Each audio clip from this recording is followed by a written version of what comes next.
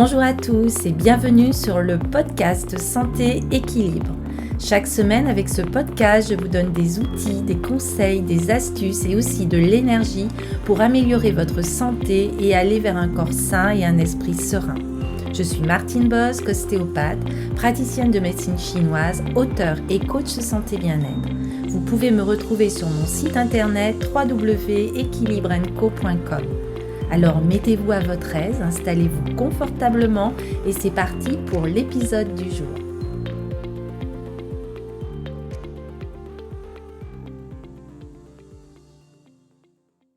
Je suis heureuse d'accueillir ce soir Nathalie Alanos qui va nous parler de la sophrologie et de notre sommeil et surtout comprendre notre sommeil et tenter de l'apprivoiser. Voilà, c'est le titre de ce live.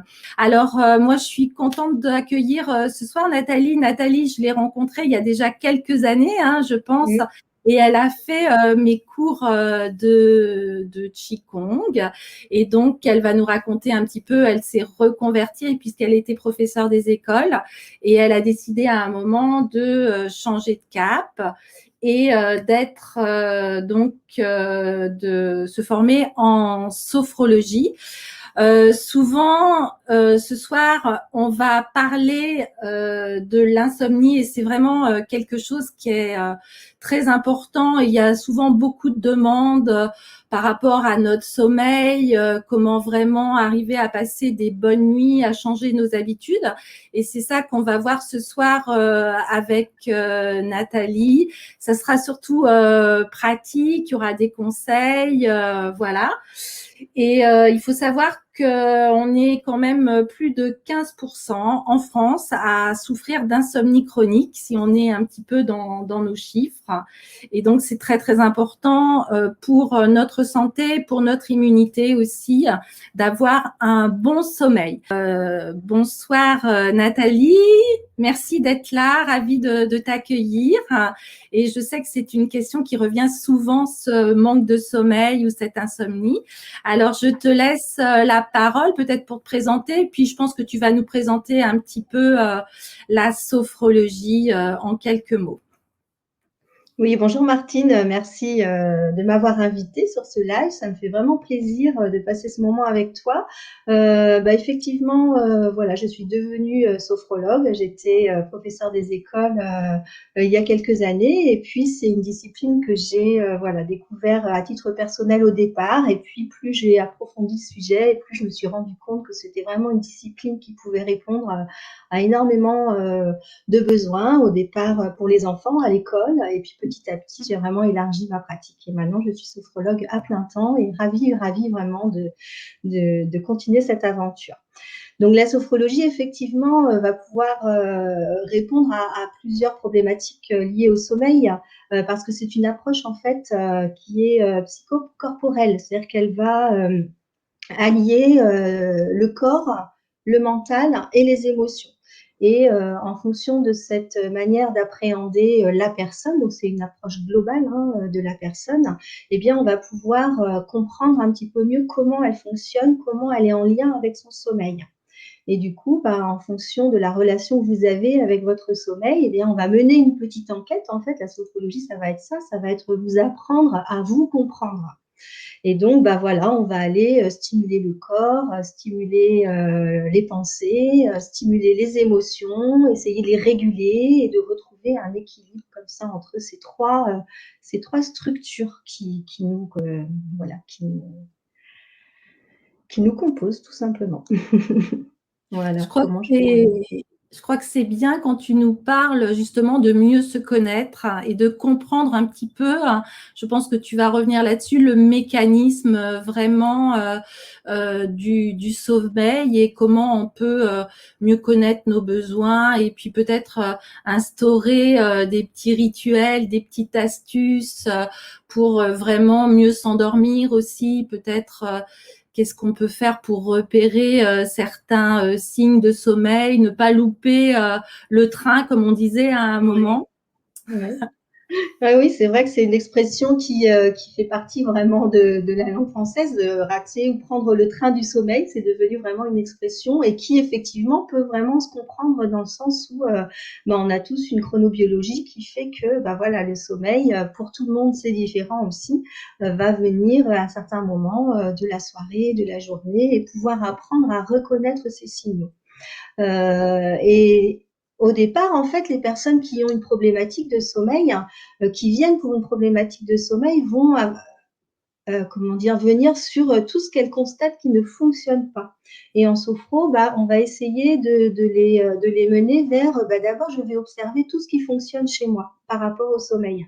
Donc, la première chose que moi je fais quand je reçois des personnes sur cette problématique-là, ça va être déjà de leur proposer de tenir un agenda du sommeil pour déjà apprendre à repérer comment est leur sommeil. Donc, elles vont tenir un agenda sur une dizaine de jours, à peu près, en général, entre deux rendez-vous.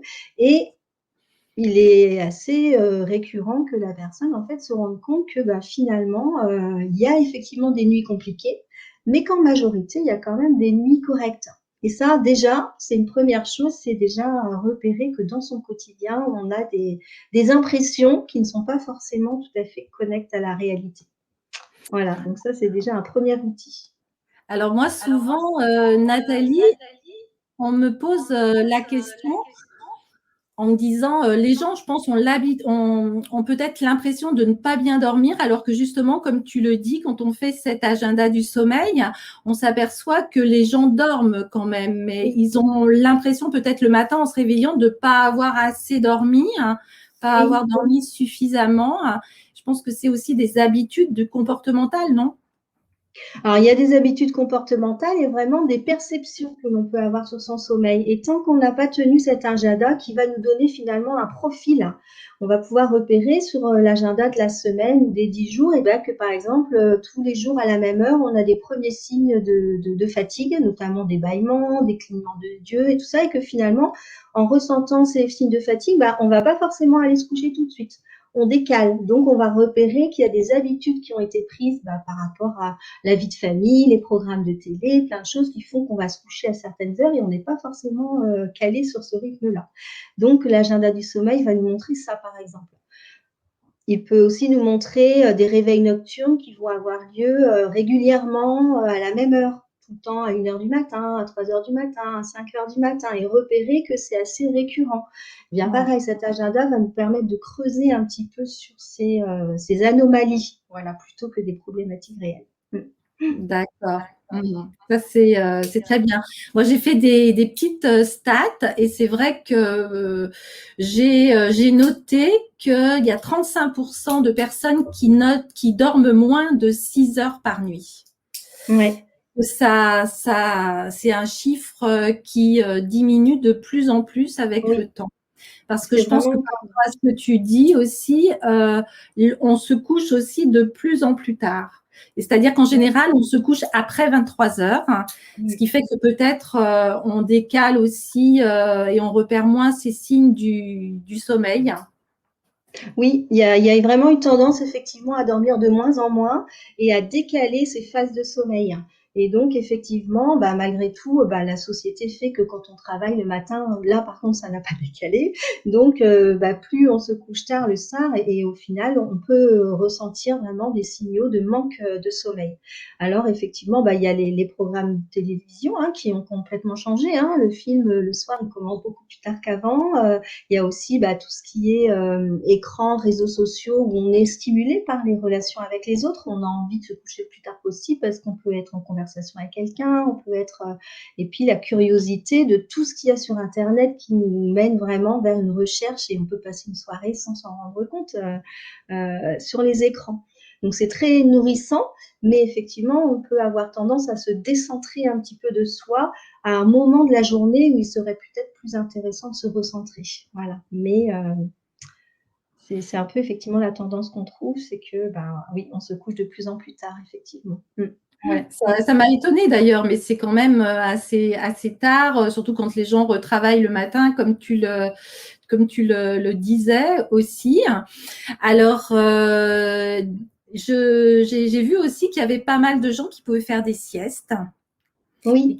Et la sieste qui était souvent recommandée aussi, de faire une sieste régulièrement si c'était possible. Peut-être que ça permet aussi de mieux repérer le sommeil et de l'amener. Enfin, je sais pas, qu'est-ce que tu en penses, toi? Bah, c'est-à-dire que quand on est comme ça sur un constat de retard de phase, on va aussi, mis à part l'agenda du sommeil dont je te parlais, on va aussi pouvoir définir le profil de la personne, le profil de dormeur. Et donc, on va repérer que les personnes, elles peuvent être gros dormeurs, petits dormeurs. Elles peuvent être aussi plutôt du matin, plutôt du soir.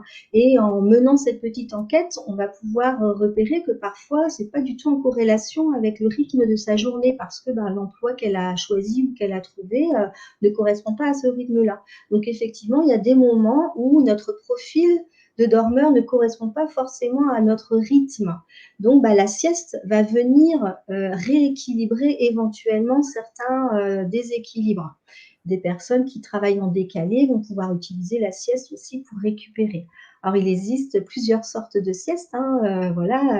Il existe des siestes qui vont être de récupération de cycle. C'est-à-dire que si on perd un cycle dans une nuit, si on sent qu'il nous manque vraiment de sommeil, qu'on est fatigué le matin en se levant, eh ben, on va pouvoir mettre en place une sieste dans la journée qui va être de l'ordre de 1 heure et demie pour aller récupérer complètement un cycle qu'on n'aurait pas pu avoir pendant la nuit. Et puis d'autres fois, on est plutôt sur des réveils, sur un sommeil qui est plutôt, on va dire, un peu en pointillé, avec l'impression d'être tout le temps dans un sommeil léger, avec des réveils nocturnes, intermittents, comme ça, avec cette impression d'avoir dormi en pointillé. Là, on va pouvoir utiliser plutôt des siestes plus courtes qui vont nous permettre juste de nous redynamiser, de redonner un petit peu de tonus musculaire et de reposer un peu le mental aussi pour recentrer la concentration. Donc là, on est sur des micro-siestes, des siestes qu'on appelle la sieste du marin, qui est le quart en fait, qui est une sieste d'à peu près 20 minutes. Voilà, donc il y a plusieurs sortes de siestes. Et la sieste, la micro-sieste, qui va être une sieste entre 5 et 8 minutes, qui va être vraiment très très rapide. On ne va pas forcément être dans le sommeil, mais on va être dans la vraie récupération corporelle. Donc ça, c'est des choses à expérimenter et puis pouvoir ponctuer ces journées de cela en fonction de comment on se sent dans la journée. Donc très important de pouvoir faire ce que j'appelle moi des météos intérieurs en cours de journée pour aller repérer, bon là, comment je me sens, est-ce que j'ai besoin de me poser, est-ce qu'au contraire j'ai besoin de me tonifier et en fonction, la sieste peut être un outil très intéressant. Tout à fait. Ok. Et alors, peut-être que tu pourrais nous donner qu'est-ce qu'on pourrait faire justement pour avoir un bon sommeil. Est-ce qu'il y a des petites astuces avant de se coucher, peut-être, ou est-ce que tu as des petits trucs à nous donner, des petites astuces, des petits conseils? Alors, il y a des conseils et des petits trucs à donner, mais quand même, vraiment la chose importante à comprendre, c'est que pour avoir une bonne nuit, il faut passer une bonne journée et que c'est vraiment la qualité de notre journée qui va aller donner l'ambiance de notre nuit. Donc effectivement, on peut donner des petits trucs pour s'endormir, mais l'idée, ça va être d'avoir des pratiques dans la journée pour trouver des bons moments dans la journée. Donc, avoir un regard positif sur sa journée, aller rechercher tout ce qui est agréable, tout ce qu'on a vécu de sympa et pouvoir à la fin de sa journée, peut-être avant de s'endormir, pourquoi pas dans son lit, faire un petit récap comme ça de qu'est-ce que j'ai vécu comme bon moment dans ma journée.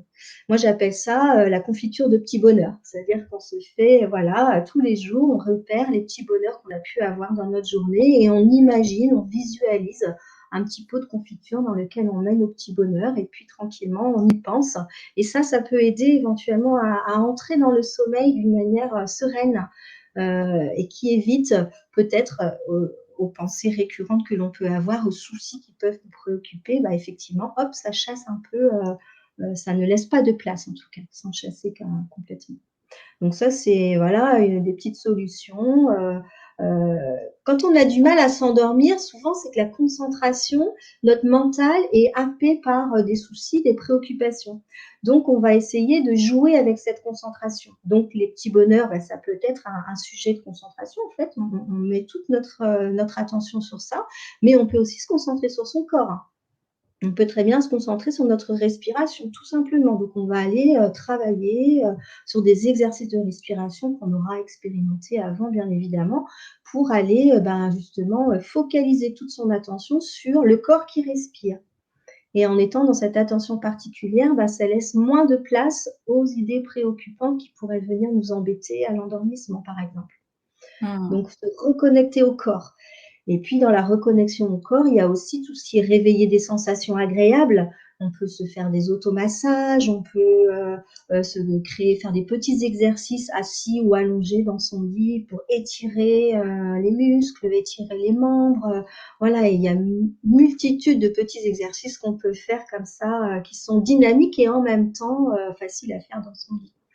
Donc c'est voilà, plein de petites choses comme ça qu'on peut mettre en place pour améliorer son coucher, par exemple. Il y en a d'autres, il y en a Moi, plein. j'aime bien aller vers, moi j'appelle ça la gratitude. Je sais que je fais ça tous les soirs, moi, et où je remercie vraiment toutes les choses que j'ai pu vivre de positives dans la journée, ou les personnes que j'ai rencontrées, ou les choses que j'ai pu voir dans la nature et tout ça. Et c'est vrai que je recommande vraiment souvent aux personnes que je vois en consultation aussi ou en méditation. C'est vraiment très important d'être tout le temps dans cette gratitude, parce que je pense que oui, ça amène du positif à la fin de la journée, juste avant de s'endormir. Et c'est toujours plaisant de s'endormir avec cette note de petit bonheur, comme tu pouvais le dire, et d'être vraiment dans cette gratitude à tout ce que la vie peut nous amener et l'univers, et ne pas rester sur du négatif ou sur des pensées, des contrariétés, des choses comme ça. Ça, je pense que c'est vraiment quelque chose de fondamental, oui, en effet. Ouais. Ouais. Et c'est vrai que le cerveau, il fait comme ça, hein, il a tendance à se laisser attirer par ce qui ne va pas, par ce qui manque, par ce qui n'est pas bien, par ce qui n'est pas bon. Et donc, pour pouvoir un petit peu changer ce regard sur notre quotidien, voilà, faire ce petit travail de gratitude, comme tu dis, ça me plaît bien. C'est vrai que c'est vraiment le mot qui convient. Et puis aussi, ça ne veut pas dire rejeter ni nier ces pensées désagréables, hein, mais ne pas leur laisser toute la place à ce moment-là, en tout cas. Donc, pouvoir leur dire gentiment, bon, voilà, c'est pas le moment. Je reviendrai vous voir plus tard, peut-être demain dans la journée. Et ce que je propose, moi, souvent aux personnes aussi, c'est de noter tout ce qui est lourd comme ça, qui est encombrant, et pouvoir les déposer dans un petit carnet qu'on peut avoir au pied de son lit, sur sa table de chevet, et on dépose ça le soir. Avec vraiment cette idée de je dépose ce qui est lourd pour moi. J'évacue un petit peu de cette manière-là, par l'écrit. Alors, ça peut être par l'art aussi. Il y a des personnes qui se surprennent à dessiner, à gratter un petit peu le papier d'une autre manière que par les mots. Et du coup, elles déposent leurs émotions dans leur carnet. Et ensuite, ça laisse un petit peu plus de place à tout ce dont on vient parler, justement, pour ne pas non plus se dire je mets un couvercle sur ce qui ne va pas. C'est pas du tout ça, en fait, hein. C'est juste décider que c'est pas le moment. Mettre un petit peu quand même dans la maîtrise ok, j'ai des soucis, mais c'est pas ce soir que j'y pense, ce sera plutôt demain et je le dépose. Donc ça peut être aussi quelque chose de très intéressant. Ok, ça c'est vrai que le sommeil, c'est vraiment ce qui nous permet d'être en vitalité le matin quand on se réveille. Est-ce qu'il y a souvent, on pose la question, est-ce qu'il y a des choses à éviter, par exemple, avant de se coucher, ou peut-être des choses à ne pas manger ou à ne pas faire, ou peut-être redis-nous un petit peu au niveau de l'hygiène de vie, s'il y a des choses Alors oui, vraiment à éviter. c'est-à-dire que le corps est en symbiose avec une horloge chronobiologique, en fait, et du coup, les organes à l'intérieur du corps vont être, alors tu connais très bien ça en médecine chinoise, tu pourrais vraiment voilà, compléter ce que je vais dire, mais c'est que à chaque heure, un organe va travailler, le corps a son petit travail à faire sur chaque moment de la journée. Autant dans la journée, on va avoir des phases où on va être actif, on va être dynamique, d'autres phases où on va être un petit peu plus somnolent après la digestion, après le repas, pardon, pour la digestion, des choses comme ça. Et c'est pareil, plus on va respecter notre horloge biologique dans la journée jusqu'au moment où on va se coucher, parce que la journée, ça va être vraiment jusqu'au moment où on va se coucher, eh bien, on va favoriser une entrée dans le sommeil beaucoup plus sereine. Donc, effectivement, des choses, bon, voilà, que beaucoup de personnes connaissent, hein, de ne pas faire de sport trop tard le soir pour ne pas stimuler trop l'organisme. Par contre, ce qui est intéressant, c'est quand même de faire du sport ou une activité en fin de journée parce que ça va permettre d'augmenter la température du corps. Et pour trouver un bon sommeil, il faut que le corps perçoive une baisse de température. Donc, si jamais, par exemple, on est resté toute la journée, on le vit tous, peut-être l'hiver, où on est toute la journée, un dimanche, sur le canapé, sous la couverture, près du feu, on va avoir beaucoup plus de mal à s'endormir le soir parce que le corps n'aura pas perçu de changement de température dans sa journée. Donc ça, c'est quelque chose d'intéressant, c'est d'aller provoquer des changements de température. Donc en faisant du sport vers les 17h, 19h ou même peut-être un peu après, sachant qu'il faut au moins 3 heures après pour que ça redescende, eh bien voilà, en faisant une activité, ça peut vraiment donner cette idée de baisse de température. Donc ça, c'est un critère pour bien dormir. Il y a aussi le critère, c'est la luminosité. Donc, par exemple, ne pas s'exposer aux lumières, on en parle beaucoup des lumières bleues, des néons, des choses comme ça en fin de journée, parce que voilà, le cerveau, il capte cette lumière et cette lumière, à un moment donné, si elle reste stimulée, elle va pas donner l'indication au cerveau que c'est l'heure de dormir. Donc, du coup, il va pas y avoir de sécrétion de mélatonine. Donc, la sécrétion de mélatonine, c'est vraiment quelque chose qui va permettre d'inviter le sommeil. Et cette sécrétion de mélatonine, elle est vraiment conditionnée par plein d'autres choses dans la journée. Si on n'a pas un taux suffisant de sérotonine en journée, donc la sérotonine, c'est l'hormone du bien-être. Donc, de tout ce qui va les petits bonheurs, hein, tout ce qui nous fait plaisir dans la journée, si on n'en prend pas conscience, on va pas forcément sécréter suffisamment de sérotonine pour avoir un taux de mélatonine satisfaisant, par exemple. Donc voilà, il y a toutes ces choses-là qui sont très importantes. Et puis, on va aussi avoir l'aménagement de son environnement pour avoir une chambre où on a envie d'aller se coucher, où on est content d'aller dans ce lieu qui est réservé vraiment au sommeil. Si on a la télé le soir dans la chambre, c'est pas tout à fait un lieu réservé au sommeil. Donc du coup, il n'y a pas de transition entre l'activité et le sommeil. Donc il faut vraiment encadrer notre quotidien dans un rituel. Alors on n'est pas non plus complètement hermétique au changement, mais vraiment donner des repères au corps, à l'organisme. Et on se conditionne en fait. Moi, les personnes qui viennent me voir en cabinet, elles arrivent, elles s'installent et elles baillent de suite. Elles sont juste conditionnées, c'est qu'elles savent qu'elles vont se détendre dans cet endroit. Et donc, la détente commence même avant qu'on ait fait quoi que ce soit. Et on peut très bien se conditionner de la même manière dans notre chambre. Avoir une chambre qui peut être un lieu de méditation, d'un endroit cocoon qui nous plaît, qui a des belles couleurs, une belle lumière, une belle ambiance. Et là, quand on va se coucher, on se remplit déjà de ça et ça prépare aussi au sommeil. Voilà, ça, c'est des petites choses vraiment toutes bêtes, mais qu'on peut faire juste ne pas avoir plein de papiers sur le bureau dans la chambre ou plein de désordre. Voilà, des choses qui rendent la chambre agréable à vivre. C'est vraiment important. Voilà, pour ce premier épisode sur le sommeil, comprendre son sommeil, vous l'aurez compris, c'est important de mieux se connaître et vraiment d'apprendre à comprendre le sommeil. Alors tout d'abord, en tenant un agenda du sommeil, en repérant aussi son comportement et en invitant vos petits bonheurs chaque jour, préparez, comme le dit très bien Nathalie, votre confiture de petits bonheurs chaque soir pour pouvoir passer une bonne nuit. Je vous dis à très bientôt dans le prochain épisode. On ira un petit peu plus loin aussi avec des petits conseils, des astuces pour tenter d'apprivoiser ce sommeil qui est si important.